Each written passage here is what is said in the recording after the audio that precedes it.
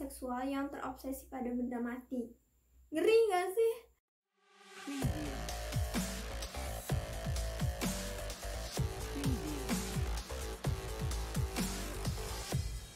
Preview.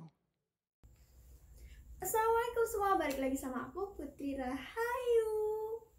Hari ini aku mau membahas sedikit, sebenarnya ini lebih ke masalah pribadi ya, tapi ini bisa dipublikasikan karena ini penting sekali buat kalian. Jadi aku memilih untuk lebih memberitahukan ini semua kepada kalian.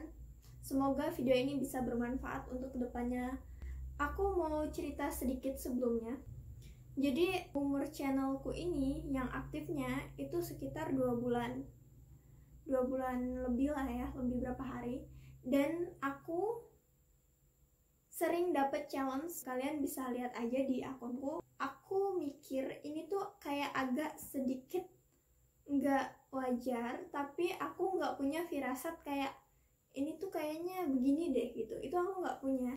Nah, di videoku yang ini banyak banget mengundang komentar yang agak gimana gitu.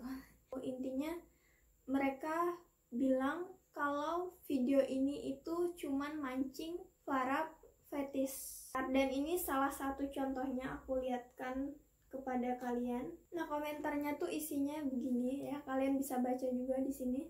Dia nanya kayak gini, nanti kalau misalnya kamu udah nikah, style kamu kayak gini gitu. Terus aku bilang kan, enggak, ini tuh bukan stylenya aku gitu. Terus dia bilang lagi, terus I think this is region for boys. Dia bilang kayak gitu, dan aku kok bisa gitu loh. Kok kayak nggak masuk akal, video aku yang begini menurut pendapat dia begini gitu. Jadi emang iya gitu, kok bisa gitu. Aku pun kayak nggak masuk ke logika aku kalau emang itu tuh bikin dia reject gitu. Dan aku bilang, I didn't mean to, aku nggak maksud gitu. Terus ya dia balas apa gitu banyak banget, dan aku nggak balas lagi, aku udah nggak nanggepin lagi. Dan setelah aku penasaran sekali, aku lihat akun-akun yang komentar itu, dan ternyata semua akun yang berkomentar itu 98% itu akun fake, jadi bukan akun real mereka. Nah, setelah aku lihat terus dia kan kayak ada nyaranin, dia tuh kayak komennya gini, komennya menarik sekali. Jadi dia komen, wah kakaknya cantik, coba dong yang kayak gini gitu. Jadi kan kalau kita konten kreator baru itu kayak gitu gimana sih ya, pokoknya kayak gitulah ya kan ya. Jadi oh iya boleh juga nih kayaknya, aku juga penasaran gitu. Jadi aku cobain dan aku bikin videonya, dan viewersnya itu lumayan ya, belum nyampe 1 minggu aja itu udah mencapai 2000-an untuk akun baru. Dengan waktu itu aku masih 100 berapa, lebih berapa dikit doang subscribers, dan itu langsung viewersnya mencapai 2000-an padahal baru 1 minggu. Nah, itu aku kaget banget, kok bisa ini cepet banget gitu, kayak nggak wajar aja sih gitu kan. Akunku baru sekali 2 bulan, subscribernya masih sedikit, videonya cuman kayak gitu aja bisa naik banget gitu. Dan aku mulai lebih penasaran lagi, dan aku mulai cari-cari. Aku cari judul yang sama video aku tuh, niqab full face gitu kan. Terus keluar banyak banget, dan menurut aku itu nggak terlalu jelas. Maksudnya itu video tuh kayak nggak punya tujuan gitu loh. Nah, jadi aku lebih penasaran, dan kemarin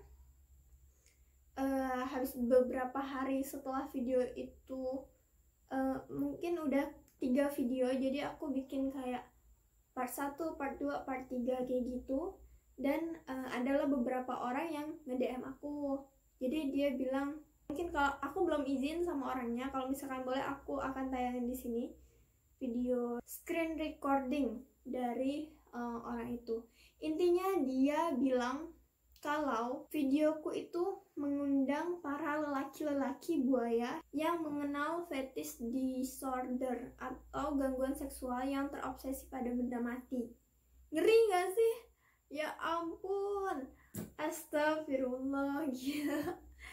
Jadi aku bikin video itu sama sekali nggak bermaksud untuk mengundang mereka datang ke channel aku, sama sekali. Jadi buat kalian yang cuma mau nonton full face ala-ala aku, kalian mending unsubscribe deh, aku nggak apa-apa, serius. Dan aku beneran kaget, dan dia ngomong kayak gitu, aku kaget sekaligus nggak percaya. Ya aku nggak percaya lah ya kan. Masa kayak gitu bisa dia bilang kalau aku tuh mengundang mereka. Gimana coba? Gimana kalau kalian lihat cewek bercadar gitu, tutup matanya, terus kalian pikir wah ini gitu, hah gitu. Itu tuh nggak masuk akal. Dan aku tuh kayak masih nggak percaya, kayak emang iya gitu. Dan beberapa hari setelah itu adalah orang yang komen di YouTube aku itu, dia bilang begini, itu fetish, dia bilang kayak gitu. Terus aku dengernya itu kayak nyesek banget gitu ya, kayak ini kan aku yang punya video gitu loh. Dia emang bukan ngomong sama aku, dia ngomong sama orang yang komen. Dia bilang ke orang yang komen minta video part berikutnya gitu. Terus aku langsung bales gitu kan, aku bilang kayak gini, mohon maaf, aku bilang aku di sini cuman bikin video buat menghibur, aku bilang kayak gitu. Kalau misalnya ada masalah pribadi dan lain-lain bisa langsung DM aja ke Instagram aku bilang kayak gitu. Aku sampai nungguin dia DM aku nungguin apa masalahnya gitu loh. Dan dia tuh sama sekali nggak DM aku, dan besoknya dia balas kayak gini, dia bilang, mohon maaf kak, dia bilang, aku tuh bukan ngomongin kakak, tapi aku ngomong sama orang yang komen kayak gitu. Dan yang komen yang minta part berikutnya itu dia sama sekali nggak muncul hingga saat ini. Berarti udah sekitar 1 minggu lebih tuh dia nggak muncul sama sekali. Dan nggak ada lagi orang yang minta part berikutnya. Aku heran, dan aku makasih juga sih sebenarnya buat komentar begitu ya. Emang waktu itu aku sakit hati sih sebenarnya, walaupun dia nggak bilang aku, tapi aku seneng karena udah nggak ada yang komen kayak gitu, udah nggak ada yang minta kak part ini dong gitu. Aku seneng sih asli. Dan aku juga udah bahas beberapa kali di Instagram aku bilang kalau gitu itu cuman hiburan. Dan setelah aku lebih penasaran lagi, kata-kata aku nggak tahu nih bacanya apa, fetish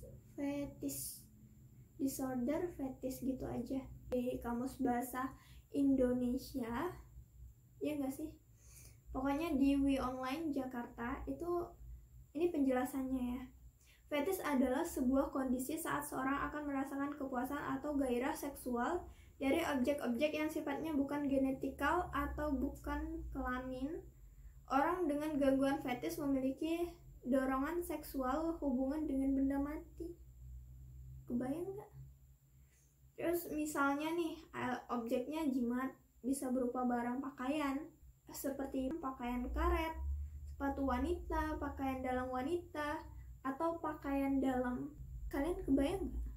Nah, jadi menurut mereka itu tuh bisa membangkitkan, mohon maaf, nafsunya mereka. Dan ternyata kebanyakan orang yang terkena fetish ini itu tuh karena frustasi, karena keseringan ditolak ataupun sering kegagalan kayak gitu. Pokoknya dia kayak punya trauma di masa lalunya gitu, itu menyebabkan dia punya kelainan ini gitu.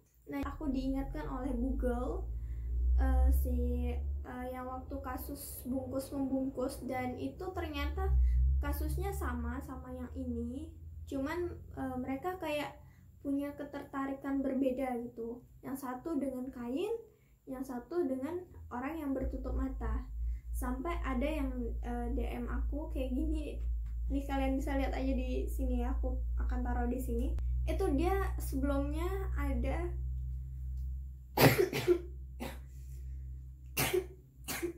bukan corona.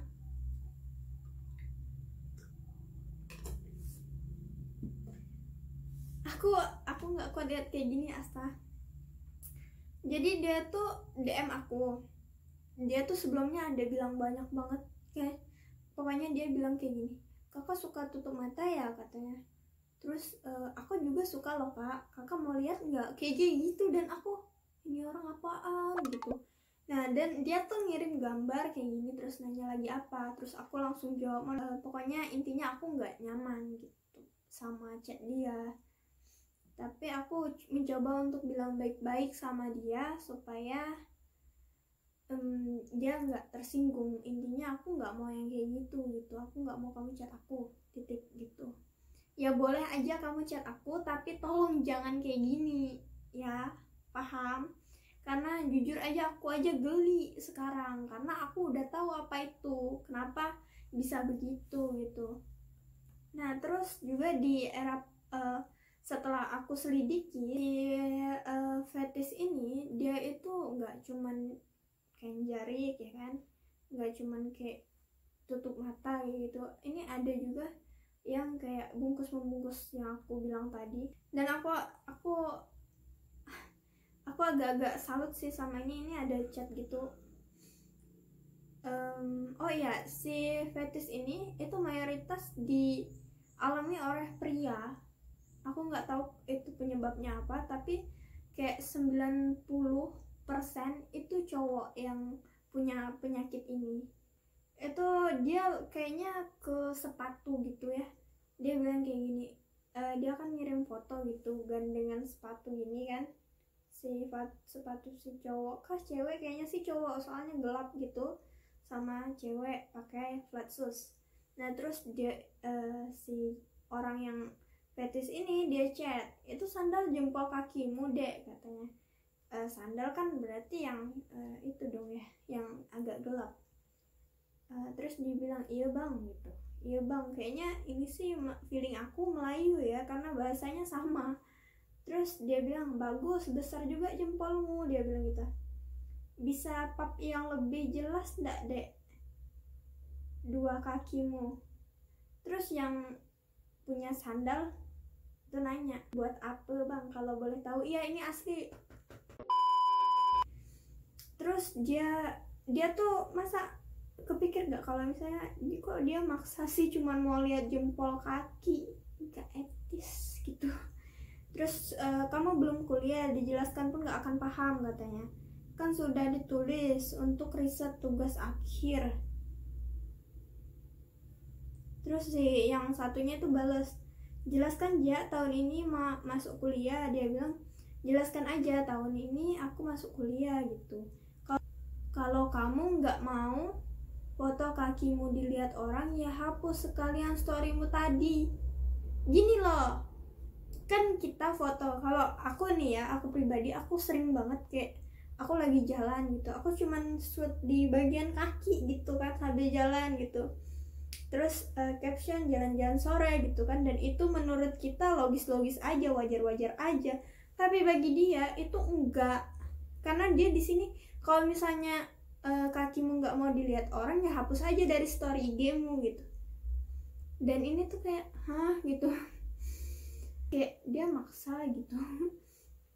Terus ada lagi satu lagi, ini yang kayaknya ini yang jenisnya kain-kainan ini ya, bungkus membungkus. Dia tuh kayak WA, ini di WA orang, karena dia bilang gini, dia tuh kayak niat banget gitu loh. Dia dilihat dari chatnya aja, yang balas baru 2, dia udah panjang banget. Efektif karena aku mengawasi langsung dan semua instruksi turun dari aku, langkah-langkahnya dikerjakan satu-satu tidak sekaligus, jadi kalau ada yang salah bisa langsung diulang. Terus yang satunya balas, oh iya mas, iya ya mas, tapi kalau nggak bisa nggak apa-apa kan mas gitu. Jujur bagi saya, hal seperti itu agaknya sulit untuk aku lakuin. Jadi dia bilang itu tuh kayaknya susah buat aku gitu. Terus satunya bilang lagi, kenapa dek yang gak bisanya? Jadi semua instruksi mas kasihkan ke temanmu untuk menjalankan. Kamu hanya perlu berbaring. Mas menghubungi kamu karena mas benar-benar butuh mengingat tenggat waktunya. Dan mas senang banget saat kamu sejak awal berkenalan, karena jarang ada model yang sejak awal menyatakan siap dibungkus. Jadi dia ini adalah orang pertama yang, kamu mau nggak aku bungkus? Mau gitu. Astagfirullah. Dan di sini dia bahas lagi, mas minta maaf kalau kesannya menakutkan, tapi mas jujur sesuai prosedur. Dia bilang gitu. Mas hanya minta kamu yakin kalau yang kamu takutkan itu nggak akan terjadi, dek. Mas juga nggak asal menunjuk dari sekian banyak kenalan mas untuk diminta tolong. Mas sangat memohon, dek, bahkan kalau bisa memohon di kakimu akan mas lakukan. Karena ini menyangkut kelulusan. Jadi modus banget. Mungkin kamu masih semester awal dan gak tahu bagaimana perjuangannya di semester akhir, tapi mas bener-bener memohon ke kamu yang sudah sejak awal berkenan. Kalau perlu mas bayar berapapun, mas akan bayar. Yang penting kamu membantu mas agar bisa cepat selesai. Yang dibungkus itu cowok ya, kayaknya ini cowok. Dari gambarnya itu cowok. Yang dibungkus cowok, yang membungkus cowok. Aku sumpah sampai sekarang aku masih nggak ngerti cara berpikirnya. Jadi intinya dia suka sama orang-orang yang dibungkus. Jadi misalnya dia nikah sama orang, kalau misalnya dia mau ini, dia bungkus dulu. Kalau bungkus habis bungkus udah, kayak gitu kali ya. Nah, kalau masih nggak ngerti sih. Nah, selanjutnya gimana kita menyikapi orang-orang seperti ini? Yang pertama, ini menurut aku ya, ini versi aku. Kalau menyikapi orang kayak gini tuh mending gak usah diperduliin. Karena aku dikasih tahu temenku yang aku bilang itu yang di Instagram, dia udah jadi temanku karena dia baik. Nah dia bilang kalau misalnya aku keluar, kan dia kan kayak mancing, mbak ayo dong keluar pakai niqab full face gitu. Nah otomatis kan aku nggak akan berani gitu kalau misalnya aku ke mall kayak gitu kan, secara logika ya. Dan pasti kayak di sekitar rumah gitu. Nah orang itu bilang kalau misalnya aku udah pakai kayak full face gitu dan aku keluar, yang si cowok-cowok yang udah request ini bakal nyariin aku nggak tahu nanti dia mau ngapain aku, tapi dia kayak dia tertarik sama aku. Dan gimana ya, aduh aku jadi geli deh. Jadi untuk para wanita yang misalnya mereka minta konten yang niqab full face kak, atau misalnya pakai penutup muka kak, pakai topeng kak, pakai sepatu, aku pengen lihat dong sepatunya kayak gitu. Atau misalnya ya pokoknya yang menurut kalian itu aneh banget itu, mending kalian gak usah ikutin. Itu berdasarkan pengalaman aku. Dan si fetish ini kan banyak jenisnya. Ada yang kayak ke benda mati, ada yang benda hidup tapi dibikin mati, yang kayak tadi ya, yang bungkus-membungkus dan lain-lain. Terus ada juga yang ke hewan. Nah ini aku nggak tahu gimana caranya dia ini gitu. Jadi yang paling berbahaya itu menurut aku itu yang ke manusia, tapi dia yang kayak lebih ke yang bungkus-membungkus tadi misalnya. Terus niqab full face itu termasuk berbahaya menurut aku kalau misalnya kalian ketemu sama orang kayak gitu dan kalian lagi begitu gitu. Tapi kalau misalnya kayak dia cuman kayak suka barang gitu kan, ada juga tuh fetish yang bener-bener kayak ke benda mati aja gitu, kayak sepatu tadi kayak gitu. Itu kalian masih kayak agak aman-aman aja sih. Dampak buat mereka nggak punya dampak bagi mereka, tapi kita ngelihatnya agak aneh gitu.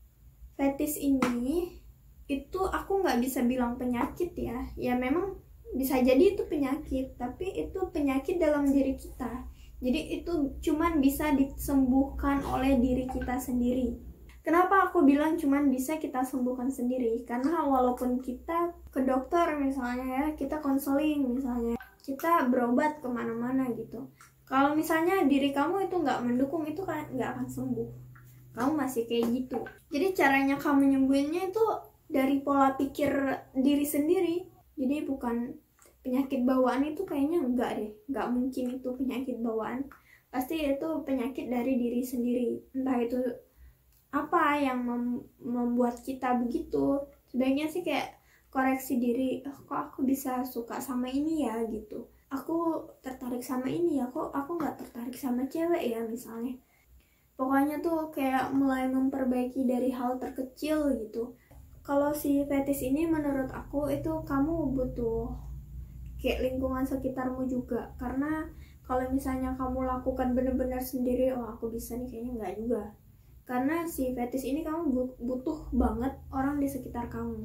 Jadi aku pengennya kalau misalnya emang saudara kamu atau mungkin bahkan kamu yang lagi nonton sekarang itu yang kena fetis, itu menurut aku kalian konsultasi ke lingkungan kalian. Mungkin memang lingkungan kalian menganggap kalian aneh, tapi kalian harus perbaiki itu. Dan orang-orang terdekatmu pun pasti senang kalau misalnya kamu balik kayak suka sama cewek kayak gitu, nggak aneh-aneh kayak gitu, pasti senang. Jadi ya itu aja sih intinya. Kalau untuk menyembuhkan fetis itu, kalau berdasarkan teori aku ya, aku pun bahkan nggak berpengalaman mengenai ini, tapi menurut filosofinya aku, kalian ya itu kembali jadi diri sendiri, tidak mulai memikirkan sesuatu yang tidak seharusnya kalian pikirkan. Dalam artian kayak misalnya kalian tertarik nih sama apa ya, sama tutup gelas mungkin nggak sih, kayak sama sepatu misalnya, sama sepatu. Nah kalian kayak mengubah cara berpikir kalian, lebih mengubah ke cara berpikir kalian bahwa itu benda yang nggak seharusnya gitu, nggak seharusnya aku bikin untuk aku sukai kayak gitu. Ya mungkin kalau sukai secara wajar untuk digunakan sehari-hari nggak masalah, tapi kalau misalnya disukai untuk dicintai dan disayangi, itu nggak wajar kan.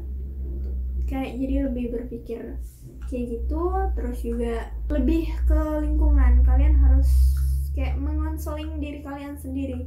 Kalian lebih ke berbaur lagi sama lingkungan kalian. Aku yakin kalian beneran suka sama cewek yang kalian bisa suka beneran kayak dari hati. Dan itu kalian harus melatih diri kalian sendiri. Bahkan kayak gini loh, kayak gay gitu ya, gay atau yang suka cewek sama cewek atau cowok sama cowok, sebenarnya itu insting kalian sendiri, itu bukan dari hati kalian. Kalian suka tapi kalian bisa lepasin dia. Jadi kayak kalau yang kayak fetish gini atau sejenis gay gitu, lebih terkesan kayak Witing Trisno jalanan suka kulino, cinta datang karena biasa. Jadi kalian harus nggak membiasakan diri untuk itu. Itu aja sih. Kalau misalnya ada kesalahan dalam berbicara maupun Cicak, tolong diem ya Cicak. Oke, segitu aja video kali ini. Apabila ada kesalahan dalam bicaranya aku, dalam pemahaman aku mohon maaf. Apalagi aku juga kurang memahami karena aku tidak merasakan yang seperti para fetisher rasakan, atau para gay atau yang sejenisnya itu. Dan aku mohon maaf banget kalau misalnya ada yang tersinggung atau apapun itu. Aku sama sekali nggak mau menyinggung kalian. Aku malah berdoa supaya kalian kembali seperti semula, suka sama cewek, suka cewek sama cowok, cowok sama cewek, yang sewajarnya kayak gitu. Aku bener-bener pengen yang kayak gitu. Jadi aku bikin video ini bukan berarti aku ngasih tahu di Indonesia ini banyak banget fetisher, enggak. Jadi aku pengen ngasih tahu kalian kalau fetisher itu bukan untuk dihindari, tapi juga tidak untuk kalian kasih asupan begitu. Fetisher itu butuh bimbingan untuk memperbaiki diri. Jadi untuk para fetisher, kalian semoga bisa cepat memperbaiki diri dengan yang lebih baik lagi. Aku mau suatu saat ada orang yang sembuh dari fetishernya karena nonton video ini, dan aku juga mau gak ada lagi korban fetisher yang lain. Dan buat kalian yang punya teman ataupun saudara, aku juga mau banget kalian bantu bimbing mereka dengan cara yang benar. Oke, segitu aja video kali ini. Jangan lupa like video ini dan komen di bawah untuk minggu depan aku bikin video apa dan apa aja kesalahan aku di video kali ini. Dan jangan lupa juga untuk kalian share video ini jika menurut kalian bermanfaat. Jangan lupa untuk klik loncengnya bagi yang belum. Oke?